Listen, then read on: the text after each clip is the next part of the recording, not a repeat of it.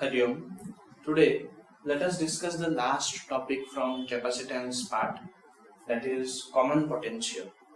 So, what happens here is, suppose we have two capacitors and we have charged them to a different amount. Suppose this is charged to Q1, this has a charge of Q2, its capacitance is C1, its capacitance is C2. Suppose the potential of this one is V1, potential across this is V2. Alright? And let us consider one of them is higher, means one of them has a higher potential. So either V1 is greater than V2 or V2 is greater than V1. So now if we connect them, in parallel,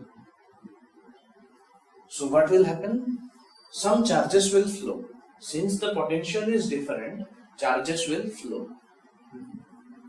And due to that flow of charge, up to what extent will the flow of charge go on? Till both are at same potential. So suppose the potential difference is responsible for flow of current. So flow of current is same as flow of charge. So here there exists a difference in potential. Hence charges will flow.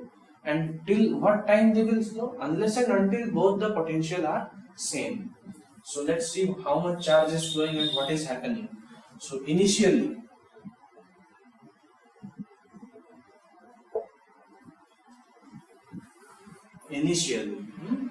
the total charge is equal to Q1 plus Q2. Charge in first capacitor plus charge in second capacitor. And as you know, Q is equal to CV. We have the formula for capacitance.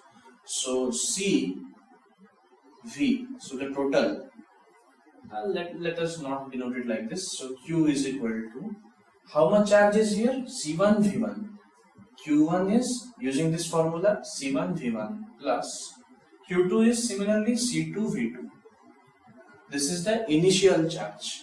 And final, that is Q dash, is equal to, when the flow of charge stops. So when the flow of charge stops, at that moment, the charge here is suppose Q1, here there is charge Q2, suppose this is Q1 dash, Q2 dash, capacitance remains same, C1, C2, but the charge will stop flowing only if potential is same.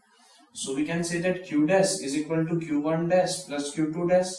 Using the same formula, Q1 dash will be C1 into V plus C2 into V. I hope you are able to understand the difference. Here see, potential was different, and upon connecting them together, potential becomes same. And how potential becomes same? By flow of charges. So this will be C1 plus C2 whole into V. Now as you can see, everything is connected. So charge is neither lost nor gained. So the initial total charge should be equal to the final total charge. So we can say that Q should be equal to Q dash, or let's equate both of them. So C1 V1 plus C2 V2 is equal to C1 plus C2 into V.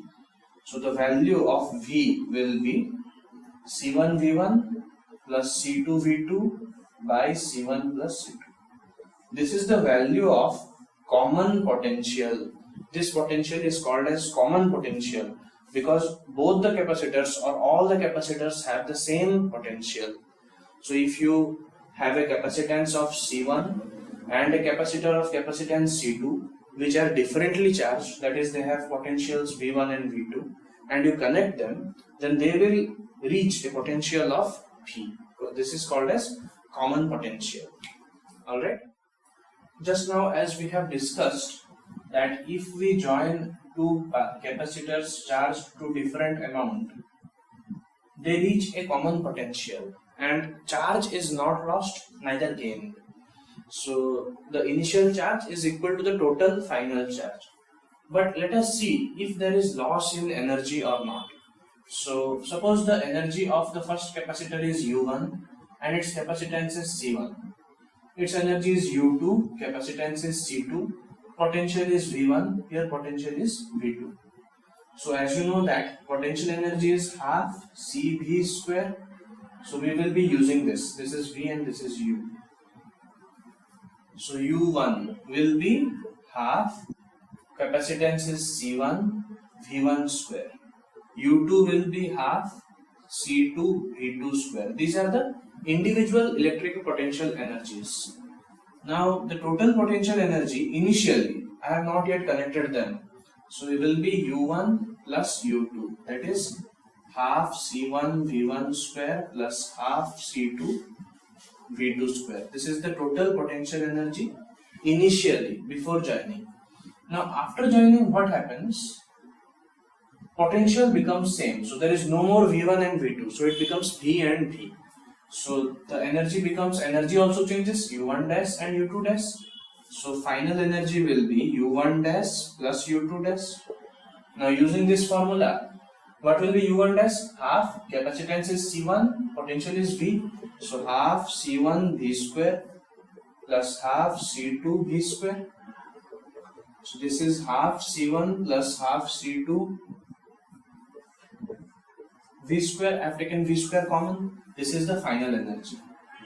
Now when we compare UI and UF, that is initial potential energy and final potential energy, if this is larger, then we can conclude that some amount of energy is lost. Initially we were having higher energy, now we don't have that much energy, so some energy has been lost. Let's see. So for that we have to calculate UI minus UF. Let us see what is the difference between them. So half C1 V1 square plus half C2 V2 square minus this much. And in the last derivation we had derived the formula for common potential. V was C1 V1 plus C2 V2 by C1 plus C2. So let's apply that. If we take half common here, this will become C1 plus C2.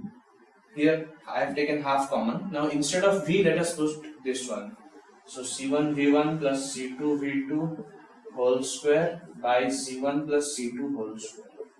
So this and this will cancel.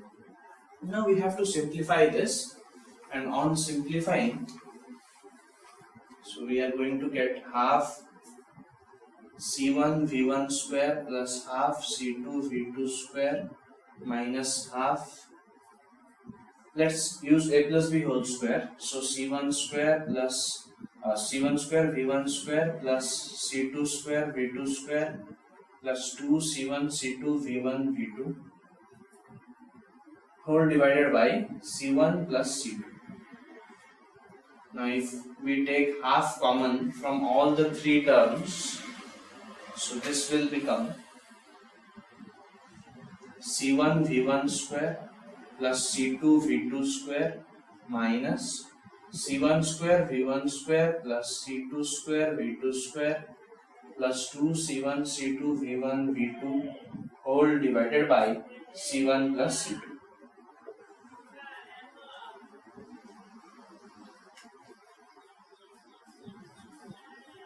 Which is equal to half. Now let us take LCM. So this will become C1 plus C2 into this. So C1 square V1 square plus C2 into this C1 C2 V1 square plus similarly C1 plus C2 into this. So C1 C2 V2 square plus C2 square V2 square minus this term. So C1 square V1 square minus C2 square V2 square minus 2 C1 C2 V1 V2 whole divided by C1 plus C2. I have just taken the LCM, nothing else. Now if you see carefully, C1 square V1 square minus C1 square V1 square, C2 square V2 square minus C2 square V2 square. Now from this term and this term, we can take C1 C2 common. So let's do that. So this will become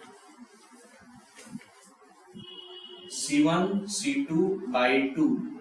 I have just taken C1 C2 outside. We have V1 square plus V2 square plus minus 2 V1 V2 whole divided by C1 plus C2. Alright. So with this, the difference, that is Ui minus Uf, we are calculating the initial potential energy minus final potential energy, and this will become C1 C2 by 2 into, this is A square plus B square minus 2AB, so V1 minus V2 whole square by C1 plus C2. So this is Ui minus Uf. Now listen carefully. As V1 minus V2 can be positive, negative, but its square, this quantity is always positive. Alright? Now capacitance is always positive, so this is also positive. This will also be positive. So this term is always positive. So we can say that Ui minus Uf is always positive, that is greater than 0. So Ui greater than Uf. That means the initial total potential energy is greater than final total potential energy. What does this mean? This means that some amount of energy is lost. Where? Some amount of energy is lost in this circuit in the form of heat while transfer of charges was going on. Alright? So with this, our capacitance part is over. Let's stop here today. We will proceed to the next chapters in the next video. Thank you.